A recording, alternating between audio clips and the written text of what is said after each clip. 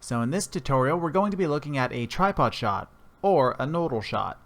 And a shot like this is sometimes a little bit tricky for people because there actually is no 3D depth to your trackers, or to your 3D solved points.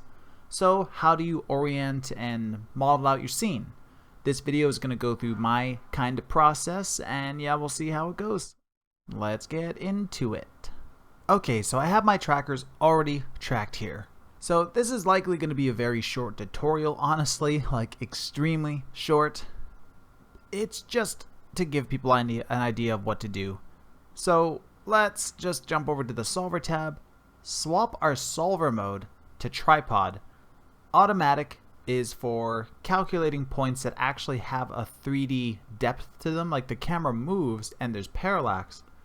Tripod is, your camera's on a tripod, it's just kind of rotating around. It's not moving through space, so there's no depth to be calculated. So you just solve the rotations. So we're going to switch to tripod, and let's just go ahead and hit solve and see what happens. Go! Now that we've solved, our solve error is 1.7 because, big surprise, distortion. But first let me just hit F4 and see what we have. We have points that are kind of looking like they fill out a sphere. And yeah, that's kind of the point. The camera's just sitting there rotating on the spot. It's just looking around like this. I realized I could have scrubbed my footage to show that it was looking around. But, depending on how far around you pan your camera, you're going to get a sphere of locators.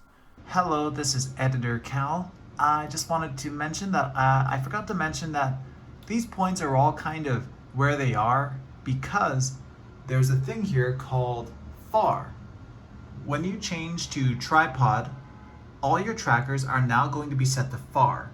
Far just means that your points could be anywhere from an inch to the camera to the end of the universe. Infinite depth. There is no depth to these. They're only meant to drive rotation. Just wanted to mention that that is because it turns on far. And when you switch back to like other modes, it will ask you if you want to make those trackers normal again, which, you would hit yes if you want a free move. I'm going to cancel that and toss it back over. So let's go back to the solver tab and turn on calc distortion, and I'll hit go. And you can see that our stuff has changed a little bit. So our focal length is updated. Our solve error has dropped down to 0.4. And just to be safe, to see if we can get some stuff at the corners to stick a little bit better, I'm going to go into calc distortion and turn on cubic. Cubic is just another, Cubic is just another layer of distortion that really deals more with the corners. So I'm going to hit Shift G. It didn't do much. Okay, I'm dealing with rolling shutter here, unfortunately. But I'm going to keep that value in anyway. I kind of like having a little bit extra, especially when I have some decent trackers that I focused on the corners. Try to put some trackers on the corners of your shots. That's going to help your distortion a lot. Okay, so now that we've calculated this, where do we go from here? The points don't have a depth, so you could, of course, come to 3D whole and start to move and translate your shot. Oh, let's hit 4 on our keyboard so we get this view.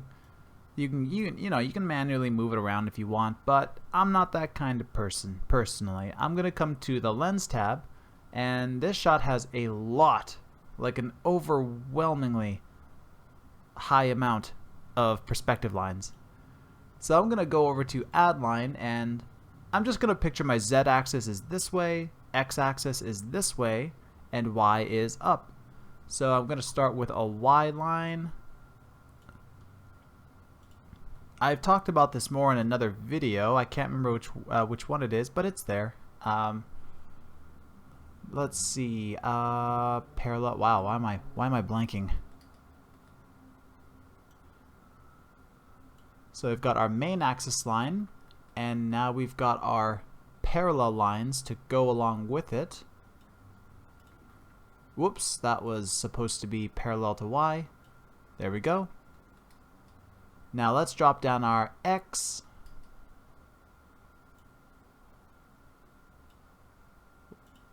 Little crooked there. Make sure you zoom in, do some little checks. our origin for our scene is going to snap itself to the center of these lines, of your main lines. Kind of a weird spot for it, but you'll be able to move it around once you're done. So X lines, parallel to X.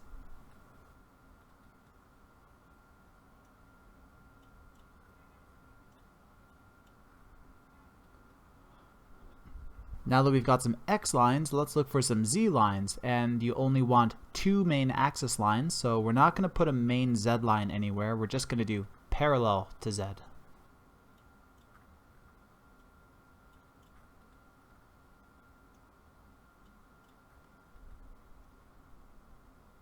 You know what? I am fine with that. So now, if I hit F3 so we can watch in this view as I click a line, good. And providing that you've already had a camera solve, your focal length should have remained as it is, and your 3D points should be stuck in the positions that they were already at. So you should have no change in your solve. So now we've got our orientation.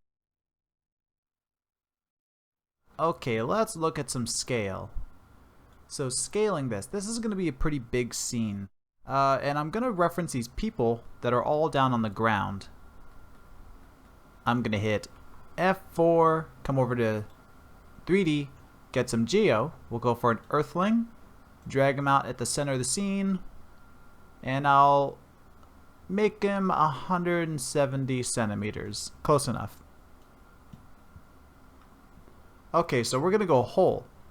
Now, we're moving our person around with whole, so I'm going to right click, 3D, whole effects meshes off. So you can move your camera around, just don't rotate it. And also scaling doesn't mean anything. You could scale if you wanted. You'll see it doesn't mean anything to the depth, so you can move it, which is really the biggest thing you only want to do here, but you know, scaling's kind of helpful, I guess. So I'm going to scale this guy down. Oh, he's getting clipped off there. Yeah, he's getting clipped off into the distance here. So what we're going to do is we could either go to solver world size, tack in a couple zeros, which might actually just be how I do it.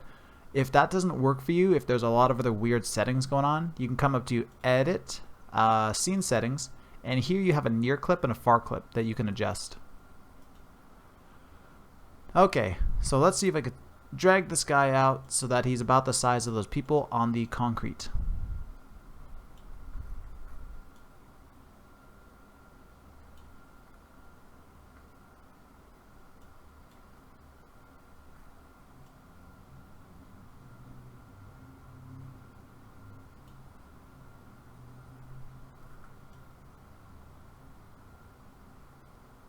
You know what? I'm pretty happy with this.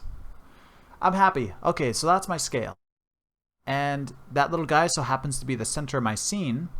If I wanted to, I could make a plane. Let's zero it out to the center. Make it a, turn off that lock so that we don't have a pivot point wherever we click and drag. I'm going to scale this up, wireframe it, and now I'm going to go move, and with whole on, and also whole effects mesh. Oh, what did I do? Edit pivots? My bad. I'm going to go whole effects meshes, and oh, not what I want. Sorry, I don't want to move the plane in the geo. Why would I think that? 3D whole effects meshes off. That was kind of a waste of time. I'm sorry. If you wanted to center things, you can find your middle lane lines right here, and see, I'm gonna kind of line up the center line of my grid to, you know, there, and this line to there. But roads aren't straight, so you might not get the best result out of this sometimes. But it's okay. It's something. That's just me pretending that the center, like the focus of the shot, is on the street. The focus of the shot could have been a building. You could have put a box for this building and then centered it into the world. It doesn't matter too much anyway. Sometimes it matters. It's clean. It's clean to have the focus of your shot be the focus in your scene. Now, with that being said, we kind of did our scale. We did some rough orientation. Like we kind of like where our camera is sitting. I don't like how massive these points are, so let me just go to Edit, Scene Settings, come over to Tracker Size. If this, you can hold Control and this will go slower. And I'm going to hit the pipe key for wireframe. Okay, so we have our oriented scene, scaled, and happy. I can see there's a little bit of clipping going on over here, so I might as well just go and tack on another 0, or maybe just we'll type in 5 or something right here. Make the scene much bigger. There we go. You can see our points disappeared. That's because we scaled up the scene, but now there's a near clip that's like cutting off our trackers. Again, if you want to fix that, you can come to Edit, Scene Settings. Here you have your near clip and your far clip. I could make this maybe, I don't know, 20. Will that work? Yeah, it worked. Okay, so yes, that is the orientation. So to model stuff out, all you really want to do is, let's say if you're bringing a building into your scene, just try to watch the ground, follow it until it meets the surfaces. So there's our building. There's our height. You could put like a little edge loop on here if you were modeling this in other software. But that would be, that's all it is. Find surfaces that you trust and then start to model out in a way that you start to connect the dots with other buildings. Like this building here, right here. Oh, we got a shadow. I don't like that. Let's turn that off. I'm going to come over to Cast Shadows, off. Yeah, right here. So I turn that on and off, and yeah. Okay, so this building here has some funny stuff. You could come over to, let's say, a helper point just for fun. I like helper points a lot. So now that I'm dragging down this helper point, you can see we have a little X. Oh no. Okay, let's try that again. When I click and drag, you can see we have a little X that's floating around on our ground. I can drop it off right over here at the building where it reaches the ground. I know there's a tree. I'm just kind of watching this side too. So we've dropped that helper point at the ground.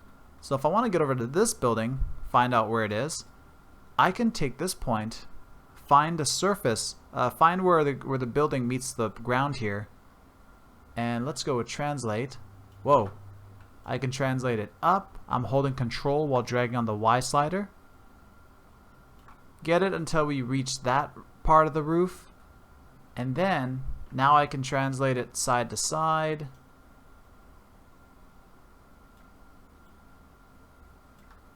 Yeah, so now I have the actual depth of where that building is likely to start. So I can go box.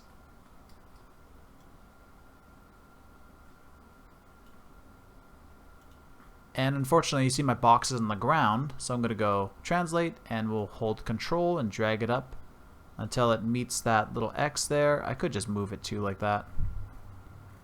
So we have a building now lifted off the ground by, you know, from the sidewalk up the wall, and then we found the level of this roof, and then we moved it side to side to figure out where that building might be. That's kind of a way you can do it. You can model your geo. Just, you know, you can actually start modeling your buildings and just connect through polygons and do it however you want. Those are just a couple ways that there is to do it. I'm not saying that they're the best, but it's kind of mostly what you have, really. And there's not too much you can do with this. So really, that's about it. That's actually kind of all I got. Sometimes nodal shots can be quite difficult, and one day I'll have to make a video that goes through a very tough one. Sometimes you have to manually change your focal and your distortion, and because the shot has no depth, there's a lot of problems that come with that. Yeah, sometimes it still gets to me. Anyway, I hope you enjoyed. I hope this was a faster tutorial. It seems like I'm running on 13 minutes. Let's see how long I can edit it down to. You kids with your short attention spans. You with your Fortnites and your Batmans. Alright, I'm done. That was lame. See ya.